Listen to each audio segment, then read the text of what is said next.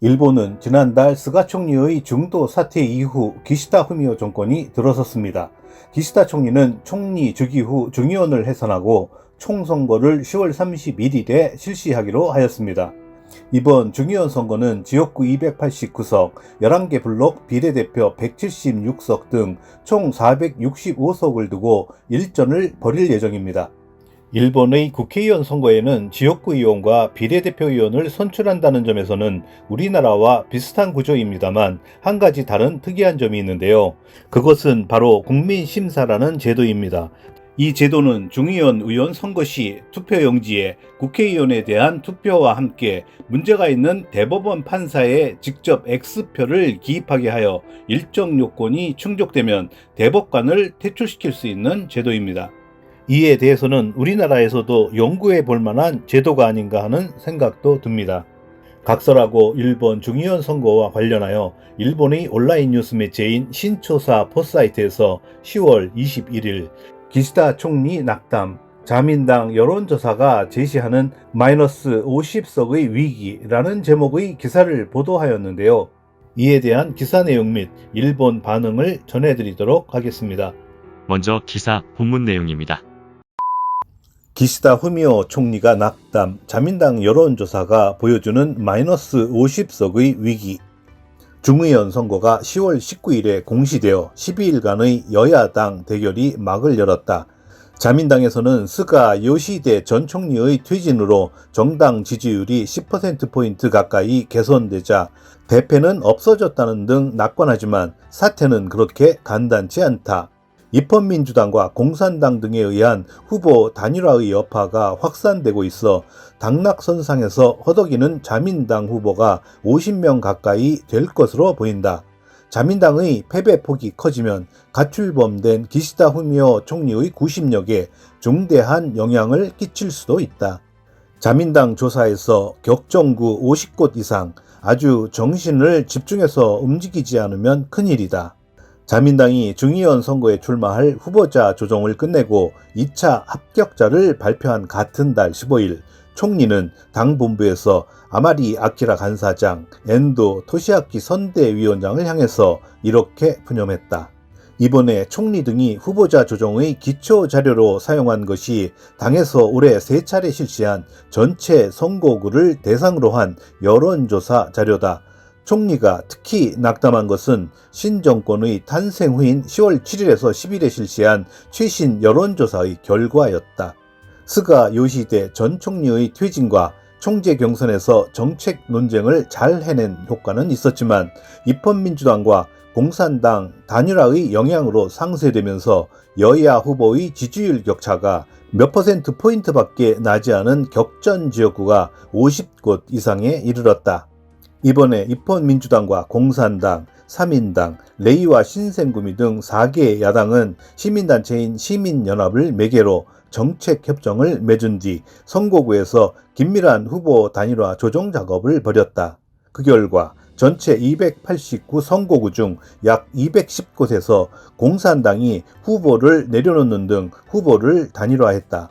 정책협정에 참가하지 않았던 국민민주당도 4야당과 경합을 피하고 실질적인 공존을 추구하는 케이스가 증가했다.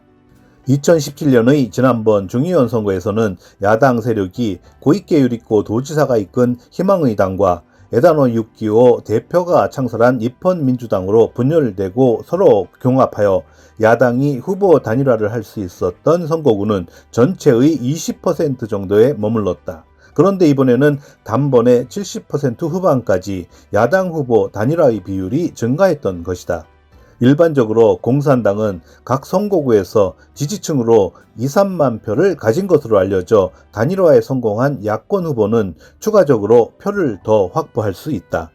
자민당은 아베 신조 정권 하에서 실시한 과거 3차례의 중의원 선거에서 압승했지만 자세히 보면 1만에서 3만 표 정도의 근소한 차이로 승리한 지반이 취약한 의원이 많다.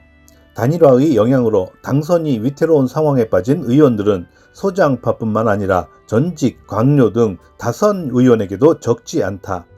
입헌민주당과 공산당은 공시 직전까지 격정구의 분석을 계속해 10월 상순에도 25선거구에서 공산당 후보를 철회하는 등 후보를 일원화했다.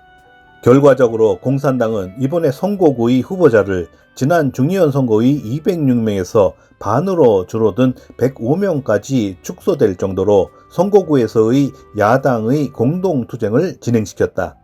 여야 1대1 대결로 고전하는 강요 출신 의원들, 야권 단일화 효과는 여실히 나타나고 있다.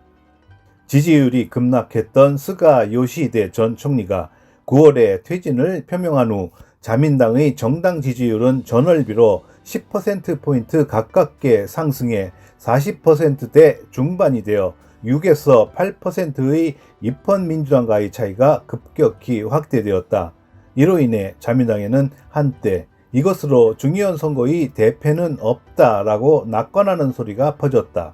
그러나 개별 선거구를 보면 2012년 자민당이 정권을 탈환한 이후 안정된 아베 정권 하에서 비교적 편하게 선거전을 치러온 후보가 많아 자신도 모르는 사이에 지역 기반이 취약해진 경우가 많다.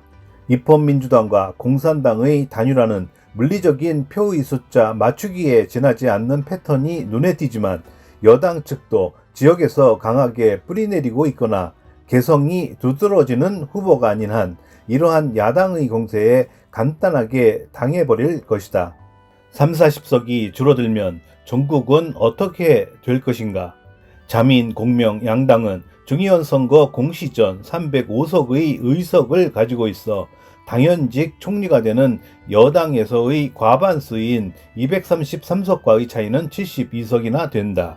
이번 중의원 선거에서 자민, 공명, 양당이 여기까지 의석이 줄어든다는 것은 생각하기 어려워서 자민, 공명, 양당이 야당이 된다거나 기시다 후미오 총리가 즉각적으로 퇴진으로 몰리거나 할 가능성은 낮다고 하는 것이 대체적인 정계의 견해이기도 하다. 다만 만약에 자민당이 30-40석 정도의 의석이 줄어드는 사태가 벌어지면 기시다 총리의 사후 정권 운영에도 험악한 움직임이 확산될 수도 있다. 원래 9월의 총재선거에 출마한 4후보 가운데 국민적인 인기가 낮은 것으로 여겨져 온 만큼 내년 여름의 참의원 선거를 앞두고 기시다 총리가 선거의 얼굴이 되어서는 안 된다라고 하는 비판이 떠오를 수도 있는 것이다. 자민, 공명, 양당은 아베 정권 하의 2007년 참의원 선거에 대패해 중의원, 참의원의 최대 세력이 다른 엇갈린 국회에 시달린 나머지 2년 후의 중의원 선거에서 구민주당에게 정권을 빼앗기는 사태까지 몰리게 되었다. 당내에는 당시의 스라린 경험을 옛 상처처럼 새기고 있는 다선들도 많다. 원래 기시다 후미오 씨는 당내 제5세력인 기시다파 외에는 단단한 지지 기반이 없다. 당내에는 총리 등이 주도한 중의원 선거의 후보자 조정에 불만을 품고 기시다 끌어내리기를 시작하려고 만반의 준비를 하고 기다리고 있는 다선들도 많을 것이다. 개별 후보의 체력이 약해진 것은 기시다 총리 때문만은 아니라고 할지라도 선거 결과에 따라서는 자민당이 다시 권력투쟁 전국의 계절에 접어들 가능성도 제로라고 할 수 없다. 이어서 일본 반응입니다. 국민의 지지를 잃은 의원은 낙선할 뿐입니다. 비대에서의 부활 당선은 단점이 크다고 생각합니다만 정치가에 있어서는 고마운 시스템일 것입니다. 정치뿐만 아니라 경제도 타국에 비해 일본은 저조합니다. 국민 생활도 나아지지 않고 격차가 커지고 있습니다. 다음 세대에서 일본이 어떻게 될지는 정치에 달려 있습니다. 투표권은 유효하게 행사하고 싶습니다. 정치에 긴장감이 생겨서 좋지 않을까요? 지금 이대로라면 자민당에게도 좋지 않을 테고 오히려 총재 선거를 보면서 회복될 힘이 있는지 걱정스러울 정도로 한심한 정당이 된 느낌입니다. 딱히 자민당을 부정하는 것은 아니지만 지금 있는 자민당 의원이 낙선되었으면 한다. 국민에게 버림받으면 낙선한다 라고 하는 법칙이 적용되지 않는 한 어떠한 당이라도 자만하고 득이양양하게 되어 독재 정권이 되겠지요. 정권 교체가 거듭되어 여야당이 나라와 국민을 위해 노력을 하는 보통 사람의 의식을 가진 국회의원이 늘어나기를 기대합니다. 여당인 자민당에도 능력이 부족한 사람이 있는가 하면 야당인 입헌민주당에도 우수한 사람이 있다. 개인의 능력으로 선출되어 이 나라를 좋은 방향으로 이끌어 주었으면 한다. 이름만으로는 선택하지 않는다. 입헌민주당은 간부보다 평의원이 우수할지도. 기시다 씨가 총재 선거에서 내걸었던 공약이 이번 선거의 자민당의 공약에서 모두 사라지고 있는 마당에 뭔가를 기대하는 것은 무리가 아닐까? 50석이 줄어들 것으로 전망하는 모양인데 더 많이 줄어들지 않을까요? 실적이 따르지 않는 의원들, 땀 안 흘리고 이름만 있는 강료였던 의원들은 국민들이 제대로 판정을 내릴 것입니다. 자민 공명의 열린여당이 크게 줄어들지 않으면 국회에서 무엇이든 통과시켜버리는 오만 정치가 계속되어 위험합니다. 젊은 세대이신 분, 18세에서 25세이신 분, 어차피 내가 선거에 가지 않아도 정치는 변하지 않을 거라고 생각하고 있죠. 그거 큰 잘못이에요. 당신들 세대가 가지 않기 때문에 몇 년 후에 곤욕을 치르게 될 거예요. 젊은 사람들일수록 투표하러 가지 않으면 몇 년 후 손해보는 건 당신들이죠. 선거 때만 열심히 해봤자일 겁니다. 평소에 좋은 일을 하고 있으면 아무것도 초조할 일이 없겠지요. 국민도 각 정당의 정책 등을 잘 비교해서 구체적으로 국민이나 자신에게 도움이 되는 정당을 선택하면 분명 좋은 세상이 될 거라고 생각합니다. 최근 미디어의 사전조사라든가 하는 것은 정말로 신뢰성이 없다. 총재 선거 때도 처음에는 고노타로 후보가 가장 유력하다고 했음에도 뚜껑을 열었더니 결과는 전혀 달랐다. 이것은 자민당 내의 조사 결과라고 한다면 약간은 나을지도 모르지만 결국은 해보지 않으면 모른다. 최근의 선거 때 무엇을 했나라고 하는 득점제가 아닌 어떤 일을 저질렀나라고 하는 실점제처럼 느껴집니다. 인기를 얻으려고 서두르다가 이상한 짓을 하는 쪽이 진다. 매번 있는 일이지만 선거 때만 사탕발림의 공약을 열성적으로 하는 것은 믿을 수가 없다. 당선되면 공약이 방치되어 사라져갈 뿐이다. 국민은 어떻게 판단해야 하는 것일까? 그래도 집권정당이 바뀌면 노력해 줄 것 같은 느낌이 든다. 최근 30년의 쇠퇴는 현 여당의 시책의 결과이니까. 총선 때마다 항상 문제시 되는 것은 당파를 초월해 세대교체를 하는 것이다. 고령이 되면 기억력, 판단력, 계산력이 떨어져 정치가 제대로 굴러가지 않게 되고 그것이 국민의 생존을 위협하게 된다. 국민 생활의 속도감을 높이기 위해서라도 이 선거에서도 의원들의 세대 교체를 이뤄내자. 이상 끝까지 시청해주셔서 감사합니다. Goodbye. See you.